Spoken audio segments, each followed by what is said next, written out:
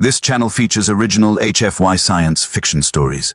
All content is entirely fictional and created solely for storytelling and entertainment purposes. Any resemblance to real people, events, or situations is purely coincidental. It was the knocking that got me, not loud, not urgent, just steady. Like whoever it was knew I'd open eventually. I checked the clock. 20:17 a.m. That special time of night when nothing good ever happens.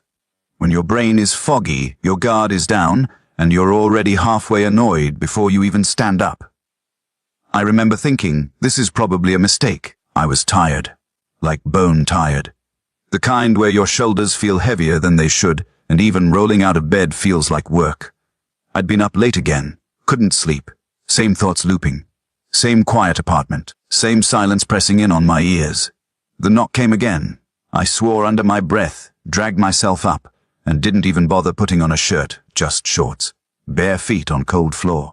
Every step toward the door felt slower than the last. Through the peephole I saw purple. That was my first real thought.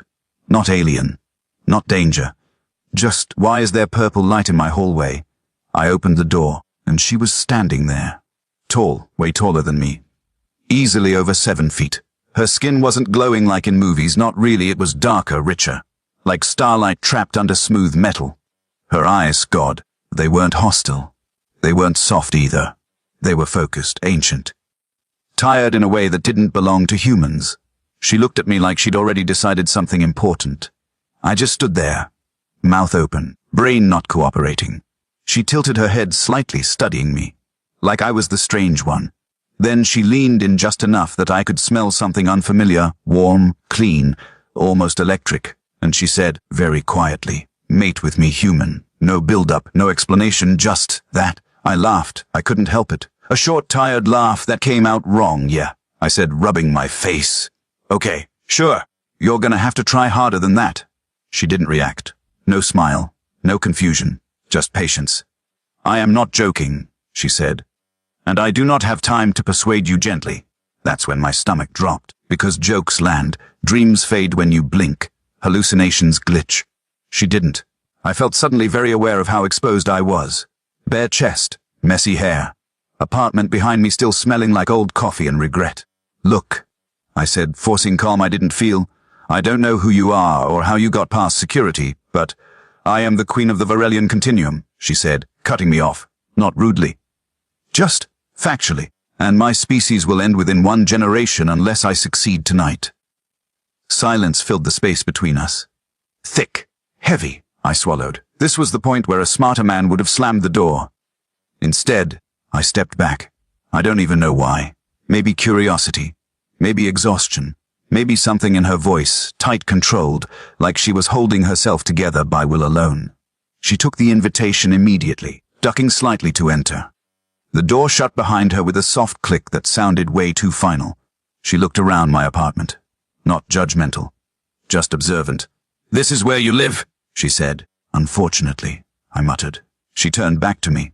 Her expression softened, not much, but enough that I noticed. "You were not my first choice," she said. "Wow," I exhaled. "That's comforting. But you were the correct one." I crossed my arms, suddenly defensive. "You don't even know me! I know enough," she replied. "You are alone. You endure. You adapt.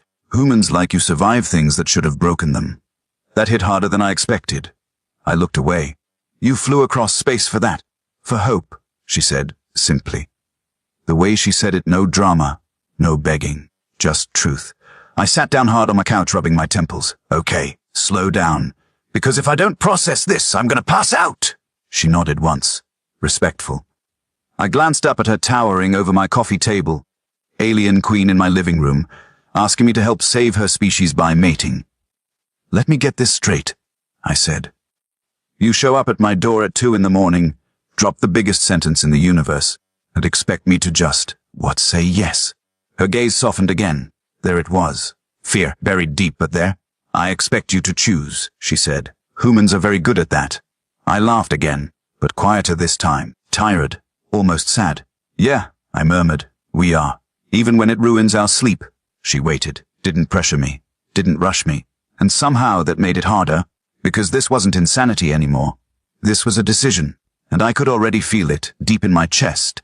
that whatever I said next, nothing would ever be the same. She didn't sit down right away.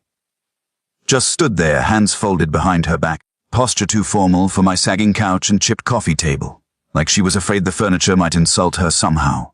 I waved at the couch. You can, sit. If you want. I know how sitting works, she said. Right. Sorry. She sat anyway. Carefully, like the couch might explode if she trusted it too much. The whole thing would have been funny if my heart wasn't still thumping like it was late for something. I paced. Once. Twice. Then stopped because the room felt smaller when I moved. Okay, I said. We're doing this the human way. Which means questions. A lot of them. And probably some bad jokes. That is acceptable, she replied. I have studied human coping mechanisms. That's concerning. She tilted her head. You use humor when afraid. Yeah, I said. And sarcasm and denial. You're gonna get all three. She nodded, like she was mentally checking boxes. I scrubbed a hand through my hair. Start with the obvious. When you say mate, what exactly do you mean? Her eyes flicked to mine. Held them. No embarrassment. No hesitation. I mean reproductive compatibility. Genetic merging. The continuation of my bloodline. Right, I said quickly. Okay. Good. Straight to business. No room for misinterpretation there. You seem distressed. I'm extremely distressed, I said. I just don't want to be rude about it. She considered that. Humans value politeness even during panic. Buddy, panic is doing laps right now. She leaned forward slightly. Not threatening, just closer. The air felt warmer. Or maybe that was just me. You are not required to perform immediately, she said. This is not a demand. That's good, I muttered.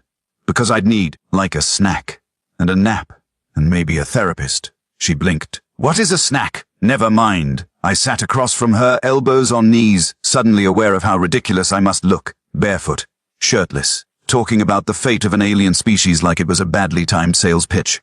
Why me, I asked. Seriously. Out of all the humans on this planet, she exhaled, slow, heavy, like she'd been holding that answer in for a while. You are physically compatible, she said, genetically adaptable, emotionally resilient. I snorted. You sure you're in the right apartment? And, she added, softer, you live alone. That one landed. I didn't look at her. Yeah, I said, lucky me. You have no mate, no offspring, no immediate social bond that would complicate attachment. I winced. Okay, wow. We're just saying things now. I do not mean it as an insult. I know, I said. Still stings. She shifted, clearly uncertain now. That was new. The confidence cracked just a little. In my culture, she said, choosing an external partner is rare, dangerous, politically unacceptable. So why do it? Her jaw tightened. There it was again, that thing under the comm. Because my species is dying, she said, and tradition will not save us. Silence settled between us. Not awkward this time. Heavy. Real. I stared at the floor. There was a coffee stain shaped like Texas near my foot. I'd never cleaned it properly. Always meant to. You said tonight. I murmured. Why the rush? She met my eyes, didn't dodge it. My reproductive cycle peaks once every 36 rotations. This is the final viable window. I did the math badly in my head and gave up. And if you miss it, there will be no next generation. My chest tightened. I didn't like that feeling. Didn't like that suddenly this wasn't funny anymore. So you just knock on a stranger's door. You are not a stranger, she said. I frowned. We've never met. I have observed you, she replied. From a distance. That's worse? She winced. Actually winced. I apologize. That sounded alarming. Little. I did not spy for pleasure, she added quickly. I needed certainty. Humans are unpredictable. Tell me about it. She almost smiled. Almost. I leaned back, stared at the ceiling. You know what's wild? You say all this like it's strategy, like a chess move. But you look terrified. Her hands clenched in her lap.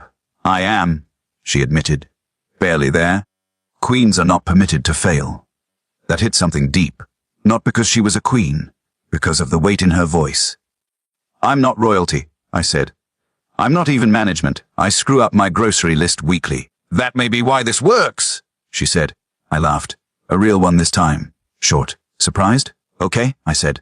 Let's say hypothetically I even consider this. What happens after? She hesitated. Just a fraction too long. Our paths may diverge. May I repeat it? There would be obligations, consequences. Of course there would. She looked at me then, really looked. No titles, no destiny. Just two tired beings sitting in a dim apartment. I would not lie to you, she said. But I cannot promise simplicity. I nodded slowly. Yeah. Humans don't do simple either. The clock on the wall ticked, loud. Every second suddenly mattered. She stood. I will give you time, she said. But not much. I swallowed. How much is not much? She glanced at the window. Night still thick outside. Until the sky begins to change. Great, a deadline. Of course. She moved toward the window, giving me space. Not crowding, not watching. And that somehow made it worse. I sat there staring at my hands, feeling the weight of something I never asked for pressing down on me. Feeling chosen. And not in a good way. Not in a flattering way. In a this is on you now way. Outside, the night held its breath. And so did I. She stayed by the window for a while. Long enough that the city noise outside started to feel loud again. Cars passing. A siren far away. Normal stuff. The kind of sounds that remind you the world is still spinning even when your own brain is jammed. I watched her back. Straight. Controlled. Like if she loosened up even a little, something inside her might fall apart. You don't have to stand like that, I said finally. I'm not going anywhere. I know, she replied. But she didn't turn around. Standing helps me think. Yeah, I muttered. Same. I just pace instead. She glanced over her shoulder. You stopped pacing. Because if I keep moving, I might talk myself into something stupid. She faced me then. Slowly. Like she didn't want to spook me. You believe this choice will define you, she said. I huffed. Define me? No, ruin me, maybe. She didn't laugh, didn't argue either. In my world, she said, choices define entire civilizations. Well, I said, rubbing my neck. No pressure then. I expected her to snap back, or correct me, or give me a lecture about duty. Instead, she sighed. It wasn't loud, just a soft release of breath. But it did something to me, made her feel smaller, more real. When I was crowned, she said, I was told I would never again belong to myself. I looked up. That sentence stuck. They dressed it up, she continued. Calded honor, legacy, purpose. But what they meant was this: every decision I make is weighed against extinction. I swallowed. Sounds lonely. Her lips pressed together. Queens are not permitted loneliness. Only silence. Something twisted in my chest at that. I didn't like it. Didn't like how easily I could picture it. I leaned back into the couch cushions, staring at the ceiling. You know what's messed up? I've spent most of my life feeling invisible. Like if I disappeared, no one would notice for weeks. She watched me closely now. And now, I went on, I've got an alien queen in my apartment telling me the future of her entire species depends on what I do with my body. That is a significant shift, she said carefully. I barked out a laugh. You could say that. There was a pause, not awkward, just waiting. I need to ask you something, I said. You may? Is this just biology to you? I asked. Or does it mean more? She didn't answer right away. When she did, her voice was quieter. At first it was strategy. That stung, I won't lie. But she added, strategy does not keep you awake at night. My throat went dry. I have reviewed thousands of compatibility profiles, she said. Strong warriors, brilliant minds, political advantages. So why didn't you knock on their doors? I asked. Because none of them hesitated, she said. They agreed instantly. For status, for reward, for glory. I frowned. And that was bad. That was terrifying, she said. They did not ask what it would cost. I exhaled slowly. Yeah, that tracks. She stepped closer. Not too close. Just enough that I could feel the air shift again. You are afraid, she said. But you are still listening. I don't know if that makes me brave or stupid. Sometimes, she said softly. They are the same? I looked up at her. Really looked. Past the height. Past the title. Past the impossible situation. She looked exhausted, not physically. Something deeper. Like she'd been carrying a weight longer than I'd been alive. Do you ever wish, I asked, that you could just walk away? Her eyes flickered. For a split second, the queen was gone. Yes, she whispered. That was it. That single word. No speeches. No explanations. Just honesty. I sat up straighter. Then why don't you? She shook her head. Because if I do, everyone else disappears with me. Silence fell again. But this time it felt different, warmer. Sadder. I rubbed my palms together. They were sweaty. I hated that my body was reacting like this was intimate, even without touch. I need you to understand something, I said. If I say yes, I'm not doing it because I'm special. Her gaze didn't waver. I'm doing it because I don't like the idea of anyone carrying that alone, I finished. Her shoulders sagged. Just a little. Like she'd been bracing for impact and it never came. That, she said, was the most human reason I could imagine. I let out a breath I didn't realize I was holding. Don't romanticize me. I'm still terrified. I would be disappointed if you were not, she said. Another almost smile, softer this time. The clock ticked louder now. The night outside thinning, just barely, a hint of something lighter pressing at the edges of the sky. She followed my gaze to the window. The cycle will begin soon, she said. Yeah, I replied. I figured. I stood up. My legs felt weird, heavy, like they didn't fully trust me yet. I'm not promising forever, I said. I'm not promising I'll understand everything. She nodded. I would not accept a lie. But, I continued, voice rough, I won't pretend this is nothing. Because it's not. She stepped closer. Close enough now that I could see faint patterns moving under her skin. Alive. Beautiful in a way that made my chest ache. Whatever happens, she said, you will be remembered. I shook my head. That's not why I'm here. Her eyes searched my face, like she was trying to memorize it. Then why are you? She asked. I didn't answer right away. I needed a second. Needed to make sure the words were real. Because, I said finally, someone knocked on my door asking for help, and I didn't want to be the kind of person who closed it. Outside, the sky shifted, just a shade lighter. And in that quiet moment, with the night starting to loosen its grip, I realized something simple and terrifying at the same time. I wasn't being pulled into this, I was stepping forward. The room felt different once the decision was out in the open. Not lighter. Just settled. Like the argument inside my head had finally shut up long enough to let me breathe. She moved first, slow. Careful, like she was stepping onto ice she wasn't sure would hold. I appreciated that more than she probably knew. You may change your mind, she said. Until the moment begins. I nodded. If I pass out, that doesn't count as changing my mind, by the way. She paused. Then actually laughed. It wasn't loud or graceful. Just a short sound surprised, like it slipped out before she could stop it, and something in my chest loosened at that. Because for half a second, she wasn't a queen or a symbol or the weight of an entire species. She was just someone in my living room, trying not to mess this up. Thank you, she said quietly. Not ceremonially, not officially. Just thank you. Yeah, I murmured. You're welcome, I think. There's a weird thing that happens right before something big. Movies skip it. Stories rush past it. But in real life, there's this awkward between where you're suddenly aware of stupid details. Like the fact that my couch squeaks when you sit too fast. Or that I hadn't done the dishes. Or that my heart was beating so hard it felt like it was trying to escape my ribs. She noticed my hands shaking. You are not weak, she said. I know, I replied. I'm just human. She nodded, like that explained everything. What happened next wasn't dramatic. Not the way legends would tell it. There were no blinding lights or booming voices or cosmic music swelling in the background. It was quiet, intentional, careful, and strange, yeah, but not scary. What surprised me most was the gentleness. The way she checked my expression, adjusted when I tensed, slowed down when my breathing went off rhythm. Like she was learning me in real time, not just completing a task. At some point I realized I wasn't thinking about bloodlines or destiny anymore.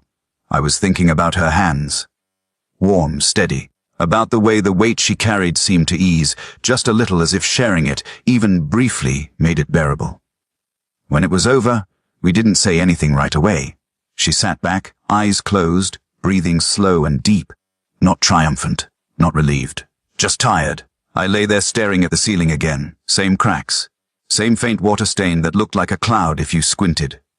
Did it work? I asked eventually. She opened her eyes. Looked at me with something I hadn't seen before. Hope. Yes, she said, simple. Certain. I laughed then. Not because it was funny. Because if I didn't laugh, I might cry.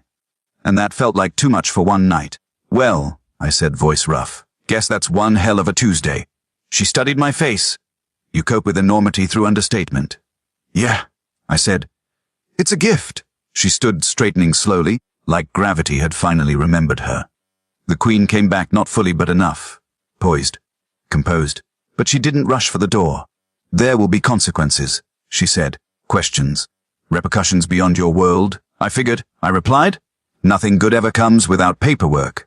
She almost smiled again. Cannot stay, she said. Not long. I sat up. I didn't think you would. There was a pause. A real one, heavy with everything we weren't saying. You did not do this for glory, she said, or reward. Nope. Or legacy. Definitely not. She stepped closer, lowering herself just enough that we were eye level. Then know this, she said. When my people speak of survival, your name will be part of it. Even if they never meet you. I shook my head. You don't have to turn me into a storied. I already have, she replied. That is unavoidable. She reached out, hesitated, then rested her hand lightly over my chest. Right where my heart was still trying to calm down. Humans? She said softly, are extraordinary in the quietest ways. I swallowed. Careful. You keep talking like that, I'm going to start believing you. She withdrew her hand and straightened. The air shifted again, that electric feeling pulling away. At the door she paused. If our paths cross again, she said, I would like to speak as equals, not as queen and subject. I nodded. Yeah, I'd like that. She opened the door. Dawn was just starting to creep in, pale and unsure, like it didn't want to interrupt. She turned once more, looked at my messy apartment, my tired face, my ordinary life, and for a moment I wondered how close the universe came to ending without me ever knowing it was at risk. Then she was gone. The door clicked shut. I stood there for a long time after, listening to the quiet, feeling the aftershock of something too big to explain to anyone. My phone buzzed. A reminder for work. Same job, same routine, same everything except it wasn't. Because somewhere out there, a species would wake up to a future that almost didn't exist, and me. I went back to my couch, sat down. Exiled. Get some sleep. I told myself out loud.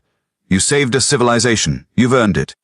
And as the sun finally rose, painting the room gold, I realized something that made me smile despite everything. The universe didn't change because I was special. It changed because I answered the door.